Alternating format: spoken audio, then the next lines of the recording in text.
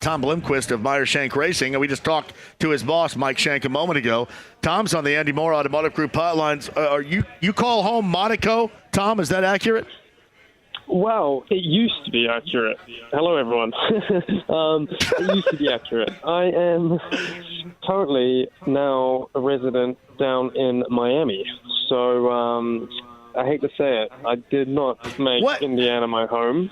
I decided to move down south, so I'm in Miami now. So no longer in Monaco. Yeah, I'm no longer living the high life down there with the glitz and glamour. I'm really roughing it up in Miami. I'm disappointed, Tom. Can you move back? Because I wanted to talk to somebody that presently resides in Monaco. What the hell happened? Yeah, sorry, mate. I like the rest of you guys. I got a job in America and I have to pay taxes, so no point living in Monaco anymore.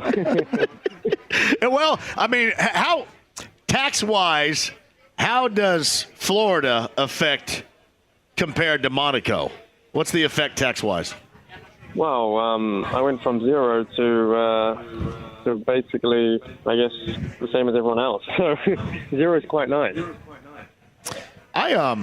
Okay, Monaco, how many multimillionaires are in Monaco? It's some absurd number, is it not, of multimillionaires there, Tom? I came across a fact the other day, and I think it's like 1 in 3 or 1 in 2, or like there's like a multi-millionaire or something like that. It's some ridiculous stat. Yeah, it's wow. It really you definitely feel very inadequate in that city. So do you? Yeah, wow. Yeah. Do you make fun of Felix because he lives in Carmel? I do. Especially us. Like I've got a few buddies, local to the, I'd say more downtown or in the suburbs, and I mean they're always joking that they need a passport to go up to Carmel. So they're allowed, are they allowed through the border? Yeah, he's even fully embraced it. He's got his townhouse there. He's got the big old SUV. Like he's embraced the American life. He's living in American That's awesome. Tom Blomqvist joins us at Meyer Shank Racing on the Andy Moore Automotive Group hotline. I want to ask you one more thing about Monaco before we get on to what your Sunday is going to entail in a second. But will you at all? And listen, you're going to have 1,000 things going on in preparation on Sunday, regardless of the weather or whatever. But will you at all pay attention to what's going on in Monaco with the Grand Prix?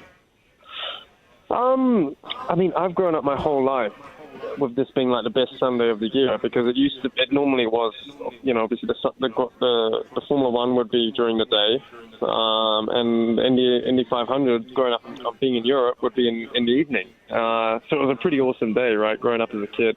Having those two races. So honestly, probably not. But like you said, the weather's looking a bit dodgy. I hope it stays away. So if that is the case, then I might have a bit more free time. So yes, I will be tuning in. Now, let's make a quick comparison. You probably heard me when we brought you on. We're at Rick's Boatyard on Eagle Creek. And are you at IMS right now? I'm at IMS. I'm currently in my bus. You are probably 5 miles away from where we are right now, and we're on glorious Eagle Creek. I'm curious.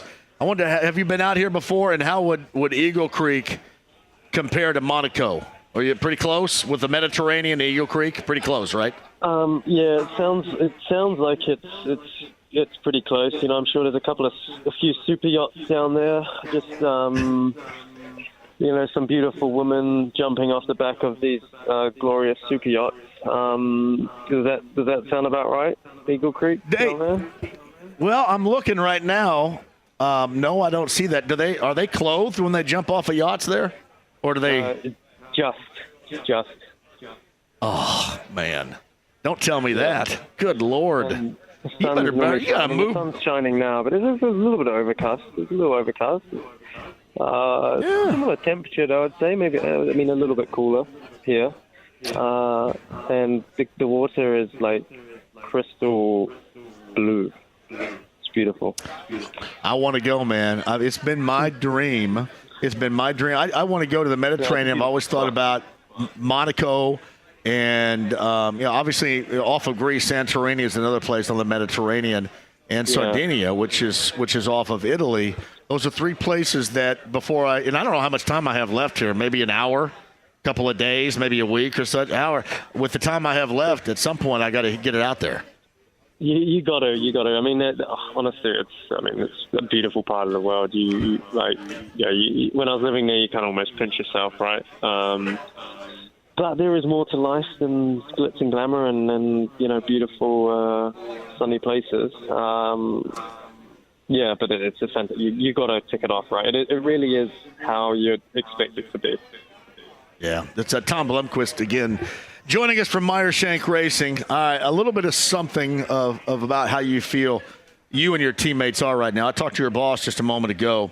He likes the chances, likes what you guys have been doing so far. If there's something that you really are going to focus in on coming up on Sunday, at the top of that list, what would that be, Tom?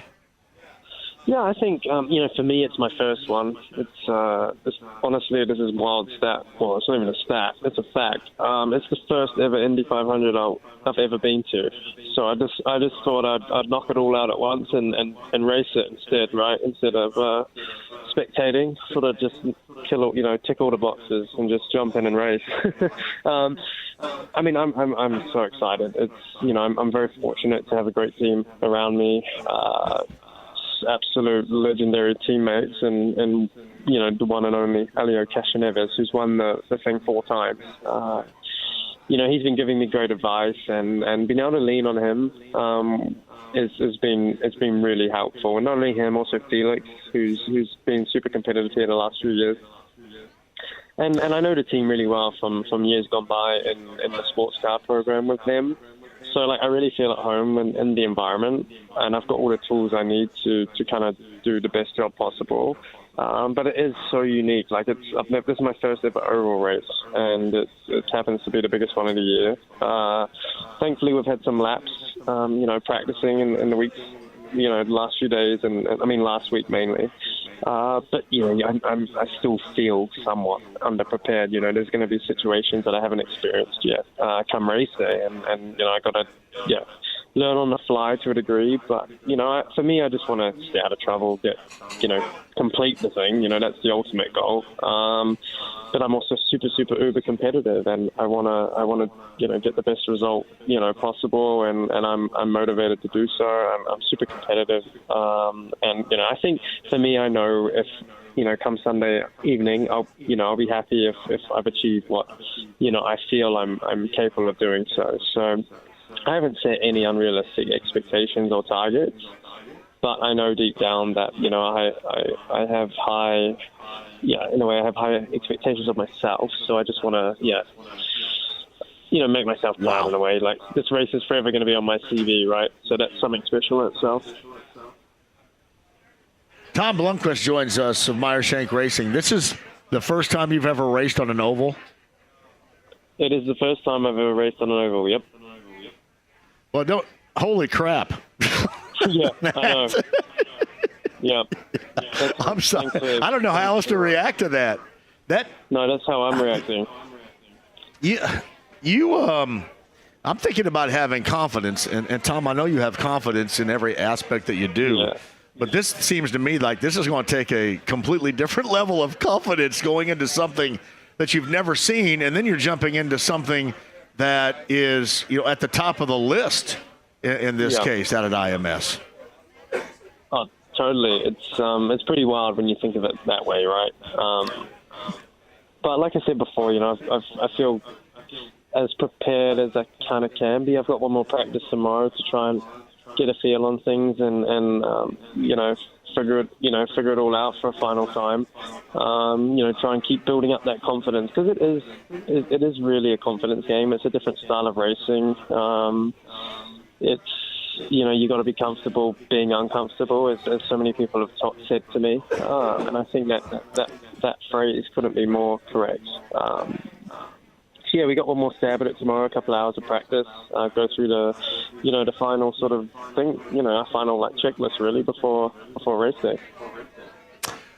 Tom Blomqvist of Meyer Shank Racing joins us. I'll tell you what, you're a hell of an interesting individual right there. I got to get you on again because we got to go more in depth. I am fascinated about what you're taking on Sunday. Do you know how often it is that somebody races in the Indy 500 that's never raced on an oval before? I'm assuming it's happened before. I just don't know. Do you know? No, I don't. There's probably one. There's probably another rookie who's in that same boat with me, but it's still a pretty crazy stat, I guess. I'm somewhat. You've never raced in a circle of anything. No, never.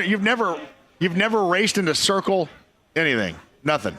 No, I made a track in my garden with a little moped once, and I went in a circle there, but that's probably the closest. Man, I'm sorry, I'm fascinated with that, but in an awesome way.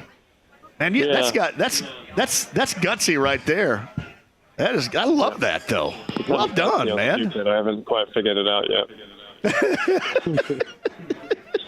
Tom Blomqvist is on the Andy Moore Automotive Group hotline. I'll tell you what, you go out there and have you one hell of a practice tomorrow at Carb Day. I'm going to be in Pagoda Plaza doing this show from 3 until 6. You come out, and I'll have a couple of shots waiting on you and me, and we'll take some shots together. How about that? Oh, sounds good. Maybe we'll save it for race day, so I have a bit more confidence. Liquid confidence. We'll get you loose. Yes, no doubt about that. But no, seriously, get on your moped, ride it out to Pagoda Plaza with me tomorrow. It'll be easy to see. People will be going crazy, and we'll be having a good time once you're done. And I'll put you on the show. We'll talk a little bit more about this and maybe have a couple of shots. And you sound loose to me the way that it is, but we'll get you even more loose. I like the sound of it. Hey, Tom, awesome. It's a pleasure. Thank you. I do want to do this again, and please, if you have a moment, drive out there and join us tomorrow. I think your story is incredibly fascinating to me, man, and all the best of luck. Thank you. I appreciate it. Thanks for having me.